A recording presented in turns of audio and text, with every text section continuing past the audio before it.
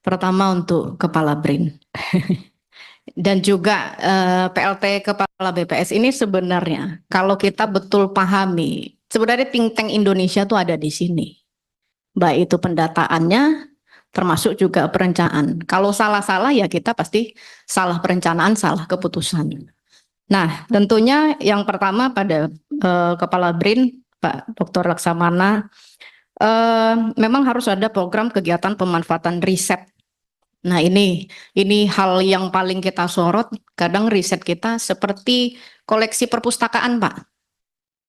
Jadi melihat daripada ini, kami ingin penyampaian dari Bapak. Seharusnya BRIN ini juga punya untuk pemanfaatan seperti KEK, kawasan strategis. Berarti kita ada upaya untuk peningkatan bagaimana kawasan ekonomi khusus itu juga ada penelitian dari BRIN. Karena ini juga nanti kaitannya sesuai dengan visi misi Presiden sekarang, itu adalah kemandirian baik itu ketahanan dan energi. Nah, tentu termasuk juga kawasan ekonomi khusus.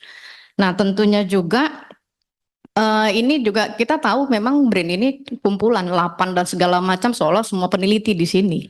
Nah, ini kami juga harapkan Pak, ada karena kita ini di Komisi 10, saat ini lagi ada peningkatannya bagaimana semuanya S3.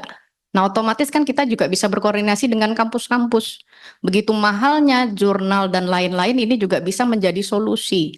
Sehingga mereka akademisi ini menjadi bagian dari praktisi yang ada di dalam BRIN, termasuk juga yang di kampus untuk berkolaborasi. Sehingga ini memudahkan juga kita peningkatan daripada jurnal ataupun penelitian yang bisa benar-benar dimanfaatkan. Untuk PLT Kepala BPS, kemiskinan. Memang setiap kali reses kami pasti ditanya begitu. Karena kenapa dari Kemensos pun mencoba menggunakan aplikasi, tapi itu tidak memberikan solusi.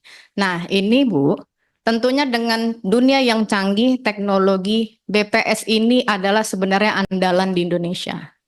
Ini kalau kita melihat data-data contoh kemarin waktu saya masih di DPRD provinsi itu seperti BUMD, kondisi realnya BUMD itu ada 5, tapi BPS itu selalu dari tahun ke tahun nggak terupdate. Kondisinya sekarang 5 tapi 6. Nah, ini yang harus diperhatikan sementara data itu sudah dipublikasi. Nah, otomatis kan data tidak sesuai kondisi akan memberikan pengaruh yang kurang bagus untuk membuat keputusan. Nah, kita tahu pun juga BPS ini adalah data yang dianggap valid. Jadi pemerintah tuh tahunya BPS saja. Nah, sementara BPS tidak mengupdate sesuai real. Nah, ini yang kita maksudkan. Tadi di sini saya hitung nih, berapa sih jumlah pegawainya kurang lebih saya tadi hitung rata-rata nih ya Bu ya, 76 orang. Nah, kalau di kabupaten kota berapa sih? Kurang lebih 26 orang. Ini bagaimana koordinasinya dengan dinas-dinas terkait? Nah, ini maksud kita supaya data yang Ibu beserta jajaran di-upload, dipublish, ini benar-benar bisa valid kita pakai. Karena Bu, kalau dilihat setiap dinas, itu mereka data untuk mencari informasi itu kecil sekali anggarannya. Nah, maksud saya, saya minta tolong dari PLT Kepala BPS, apa nih saran daripada Ibu untuk inovasi? Karena kalau seperti ini terus, jadi BPS ya begini-begini aja.